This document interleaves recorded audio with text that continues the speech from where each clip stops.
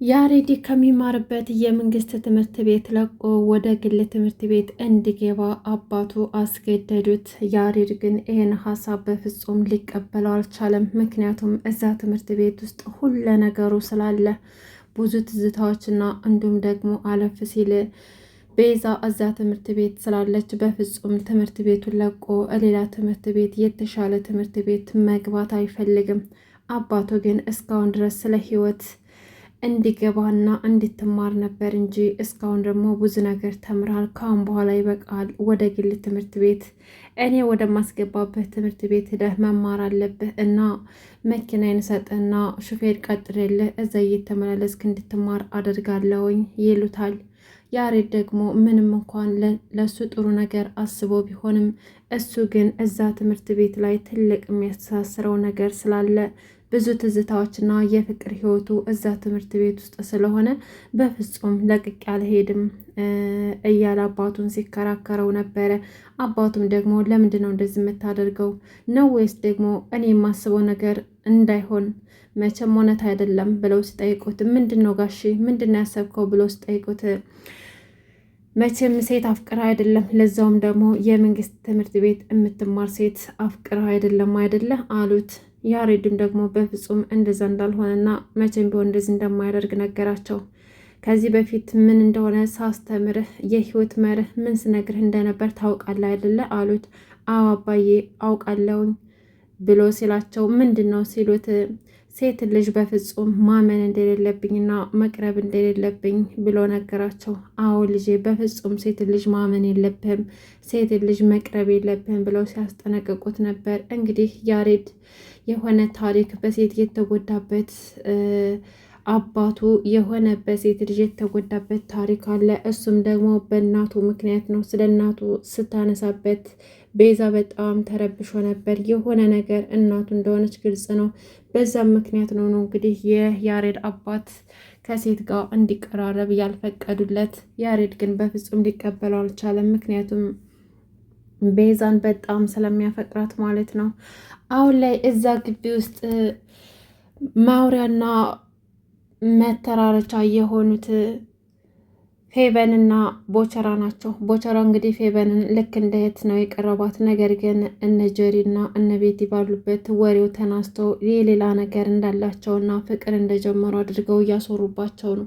እሱ ደግሞ ለቦቸራ ጥሩ አይደለም። ፌቨን ብዙ ጊዜ ብቸኝነት ታበዛለች እና ወንዶች እሷን ለመቅረብ ይፈልጋሉ። ሴቶች ግን ለእሷ በጣም ጣላት ነበሩ። ምክንያቱም እነሱም የሚፈልጓቸው ወንዶች ወደ እሷ ስለሚሄዱ እሷ ደግሞ የዚ አይነት ባህሪ የለባትም። በጣም ኩሩና አስተዋይ ዝምተኛ ልጅ ናት። እርጋታዋ በጣም ደስ የሚል ነገር ግን እነ ጀሪ ምንም ሊያስቀምጧት አልቻሉም።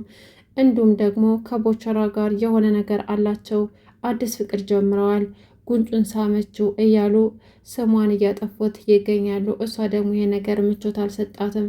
ቦቸራም ደግሞ በየዋህነቱ ሄቨን ጋር ብቻ ሳይሆን ከብዙ ልጆች ጋር ነው የሚጫወተው የሚቃለደው።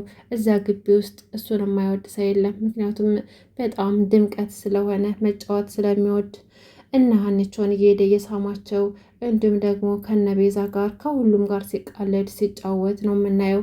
እንዲሁም ደግሞ ሚኪንም ሲያበሽቀው ነበር። ሄቨን እንግዲህ ምንም እንኳን በሰዎች ወሬ ብትረበሽም በፍጹም ልተው አልችልም፣ ቦቸራ ለነሱ ወሬ ብዬትቸው ልሄድ አልችልም ብላለች። ሰላም ሰላም፣ ውድና የተከበራችሁ የቻናል ቤተሰቦች እንዴት ናችሁ? ደህና ናችሁ ወይ? ከኔ ጋር ሁሉም ሰላም ነው። ለዚህ ቻናል አዲስ ከሆናችሁ ሰብስክራይብ በማድረግ ቤተሰቡ ነው። እንዲሁም ነባር ቤተሰቦች እንኳን ደህና መጣችሁ እያልኩኝ ዛሬ እንግዲህ አፍላ ፍቅር ክፍል 136ን ይዤ መጥቻለሁ። እንግዲህ ሶሲ በባለፈው ሰላይ እንዳለባቸው በእሷና በዴቭ መካከል ወሬ ሰምታ ነበረ። እሱም ደግሞ ማን እንደሆነ ያሰላይ ልታረጋግጥ ችላለች። እንግዲህ ጸጋ ናት። ጸጋ ደግሞ እሷን እየሰለለች ሳይሆን በወንድሟ እየተጠቀመችበትና ከቾቿ እንዳድናት እየተጠቀመችበት ነበረ። ጥሩ ሰው መስላ የሶሲን ወንድም ቀርበው የሶሲ ወንድም ደግሞ በማያውቀው ገብቶ ወንጀለኛን ሲያድን ነበረ። እሱ ግን ስለሷ አያውቅም። ልክ ሶሲ ስታያት ነበረ ሂዳ እየነከሰቻት። ከወንድሜ ትርቂያለሽ ወይስ አትርቂም? በፍጹም እሱ ላንቺ አይገባሽም፣ አይመጥንሽም ስትላት የነበረው። ጸጋም ደግሞ ለምንድን ነው የምርቀው? ምን ነው ታውቂዋለሽ እንዴ? ምንሽ ነው ትታወቃላችሁ ብላ ጠየቀችው። እሱም ደግሞ አዎ አውቃታለሁ፣ ሶሲ እኮ እህቴ ናት አለ። እና ታዲያ ለምንድን ነው የምርቀው ወንድምሽ ከሆነ ብላ ስጠይቃት ምክንያቱም ወንድሜ ስለሆነ። አሁን ገባሽ ለምን እንደሆነ? በፍጹም ላንቺ የሚገባ አይደለም የኔ ወንድም። አሁን ካጠገቡ ትርቂያለሽ ወይስ አትርቂም? እጁን ትለቂዋለሽ ወይስ አትለቂውም ብላ ስጠይቃት እሷ ግን እንደማትለቀው ነገረቻት ጸጋ። ከዛም በኋላ ሶሴም ወስዳ በንክሻ ነክሳት ነበረ። ወንድሟን ከሶሴ ልታድነው ችላለች ለጊዜው። ግን ወንድሟን ይዛ ስትሄድ ድንገት መቅዲና ጓደኛዋ ተያይዘው ሲመጡ ታያለች። ከዛም በኋላ አቤል እነሱን አይቶ ሲረባበሽ፣ ከዛም በኋላ ምንድን ነው ወንድሜ ብላ ስጠይቀው ወደ እነሱ ትኩረቱን ሲያደርግ ቆይ ይች ልጅ አውቃታለሁኝ፣ ማንነቷን አወቅኩት፣ ከዚህ በፊት እኮ አይቻታለሁ አለች። የት ነው ያየሻት ብሎ ሲጠይቃት ስልክ ውስጥ ጋላሪ ውስጥ ገብቼ አይቼዋለሁ ብላ ስትነግረው በጣም ተቆጥቶባት ማን ፈቅዶልሽ ነው ገብተሽ አየሹ እያለ ሲጮህባት፣ ከዛም በኋላ ትሄድና እንታወቅ ሰላም ናችሁ ሶስ ይባላለሁ አለችና እንዲሁም መቅዲን እጇን ዘርግታ ሰላም ልትላ ስትል ሳብ አደረገችና በንክሻ ንክስ አደረገቻት። ከዛም በኋላ ይህን ቀን በጉጉት ስጠብቀው ነበረ አለቻት። ምኑን ብላ ስጠይቃት እንደዚህ በንክሻ ዝልዝል አድርጌ የምነክስብሽ ነው ወንድሜ፣ ባንቺ ምክንያት ምን ያክል እንደተሰቃየ ታውቂያለሽ? አታውቂም። እኛ ቤተሰቦቹን የምናውቀው ባንቺ ምክንያት ብዙ ተሰቃይቶ ነው ያለፈው። ስለዚህ ይሄ ሁሉ ነገር የሆነው ደግሞ ባንቺ ምክንያት ነው። ምን እሱ ብቻ እኔም ፍቅረኛ የተሰቃየ ነው እኮ ባንቺ ምክንያት ነው። አሁን የተለያየ ነው ባንቺ ምክንያት ነው ብላ ለመቅዲ ነገረቻት። መቅዲ ደግሞ የሰማችውን ማመን አቃታት።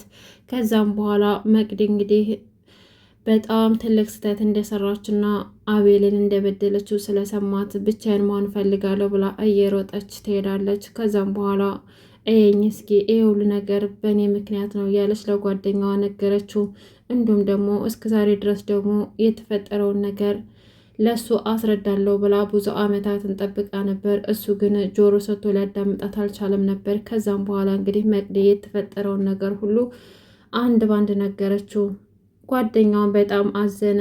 እንዴት ይሄን ነገር ልረዳ አልቻልኩም ብላ ሆቴል ጋር ሂዳ እዛ ክፍል ውስጥ ስትገባ ቪዲዮ ቀርጸው እየላኩለት አቤል እንደሆነ ይህ ሁሉ ነገር ያቀነባበረው ነገረችው። እሱም ደግሞ ባደረገው ነገር ተጸጸተ። ምክንያቱም መቅዲ በጣም እንዴት ተበደለች ስላወቀ። ከዛም በኋላ በቃ እስካሁንም ድረስ ስከተል የነበረውና ስከታተል የነበረው ከአንተ ጋር ለመኖር ሳይሆን ቢያንስ ውስጥ ያለውን እውነት ነግሬ ለአንድና ለመጨረሻ ጊዜ እንድንለያይ ነው አለችና ትታው ሄደች። ከዛም በኋላ ቁጭ ብላ እያለቀሰች ነበረ።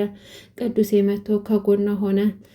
ቅዱስ እንግዲህ ሲያያት ኤፍራታን ስለምትመስለው እሱም ደግሞ ቀርቦ ሊያጽናናት ሞከረ። እሷ ግን ምንም ዝም ልትለት አልቻለችም። አሁን ዝምት ያለሽ ወይስ ደግሞ ያንን ልፍስፍስ ጓደኛሽን እጅ ላቀናብረው ብሎ አስፈራራት። እሷም ደግሞ ማንን ነው አንተ እንደዚህ የምትለው? የኔን ፍቅረኛ ነው እንደዚህ ብለህ የምትናገረው? ማንነቴን አሳያለሁ። ባለፈው ምን እንደተፈጠረ አይታል። ሁለተኛ እንደዚህ ብታደርግ እኔ መቅዲ አይደለሁም ብላ ፎከረችበት። እሺ በቃ ምንም ነገር እንዳላደረገው ከፈለሽ በሆነ ነገር እንስማማ። አሁን ተረጋጊና የሆንሽውን ነገር ንገሪኝ አላት። እሷም ደግሞ ምን አገባህ አለችው። አይ ይኸውልሽ መቅዲ እኔ ሴት ልጅ እንደዚህ እንድትሆን አልፈልግም። ምክንያቱም አንቺ ደግሞ ዝም ብዬ ሳይሽ ታናሽ እህቴ ነው የምትመስለኝ አላት። ከዛም በኋላ እሷም እውነትህን ነው አለችና ማልቀስ ትጀምራለች። እንግዲህ ለሷ በጊዜው ከባድ ነበረ። ቅዱሴ ደግሞ ፊዮሪ ጋር ደውሎ ሊያገኛት ፈልጎ ነበር። እሷ ግን ምንም አልፈለገችም። ስትገላመጥም ስልክም ስዘጋበት ነበረ። በስተመጨረሻም ተገናኙና እንግዲህ መቅዲን ከጓደኛዋ እንድታስታርቃት ጠይቃት። እሷም ደግሞ ፈቃደኛ ሆነች።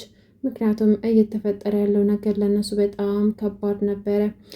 ያሬድ እንግዲህ አባቱ ከትምህርት ቤት ልቀቅ እንዳለው ወደ ግል ትምህርት ቤት ሊያስገባው እንደሆነ ለቤዛ ነገራት። ቤዛ ደግሞ በጣም ደነገጠች። እና ምን ልታደርግ ነው ያሬድ? ልትሄድ ነው አለችው። እሱም ደግሞ በፍጹም መቼም ቢሆን እሷን ጥሏት እንደማሄድ ነገራት። እሷም ደግሞ በጣም ደስ አላት። ቤዛ ተደስታ ነበር። ምክንያቱም ያሬድ በዚህ ልክ እንደሚያፈቅራት ተረድታለች። ከአባቱ ፈቃድ እንኳን እንደሚወጣ እርግጠኛ ነበረች።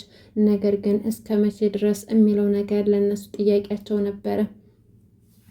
እና ያሬድና ቤዛ በፍጹም መለያየት የለባቸውም። ከዛ ከትምህርት ቤት መውጣት የለበትም ያሬድ፣ ምክንያቱም ከዛ ከወጣ ምናልባችም እየበለጠ ሊራራቁ ስለሚችሉ። ቦቸራ ደግሞ መቼም አርፎ አይቀመጥም። ከሄቨን ጋር እየተጓተተ እየሄደ ከጓደኞቹ ጋር ሲያስታውቃቸው ዳጊ መጣና እንግዲህ የሄቨን አባት ቢሮ እየፈለገው እንደሆነ ነገረው። ቦቸራ በጣም ደንግጦ ነበረ። ምክንያቱም ለምን እኔ እንደጠሩኝ እያለ በጣም በእርግጎ ነበረ። እንዲሁም ደግሞ ሄቨንም ሁላቸውም ደንግጠው ነበረ። እሱ በእህትነት ነው እየተከተላት ያለው፣ ሌላው ሰው ግን ከሄቨን ጋር ፍቅር ጀምሯል እያሉ ስማቸውን እያጠፉት ስለሆነ የሄቨን አባት ደግሞ በጣም ትልቅ እርስ መምህር ስለሆኑና በጣም ኃይለኛ ኮስታራ ስለሆኑ ምናልባችም ቦቸራን ከዛ ግቢ ሊያባረሩት ይችላሉ ተብሎ ይገመታል። ውድና የተከበራችሁ የቻናል ቤተሰቦች ለዛሬ ያስኩላችሁ አፍላ ፍቅር ክፍል 136 ይህን ይመስል ነበር። በቀጣይ ክፍል እስከምንገናኝ ድረስ በያላችሁበት ሰላማችሁ በዘት ተረፍረፍ ይበልኝ ያልኩኝ፣ ለዚህ ቻናል አዲስ ከሆናችሁ ሰብስክራይብ ማድረጋችሁን እንዳትረሱ። አመሰግናለሁ።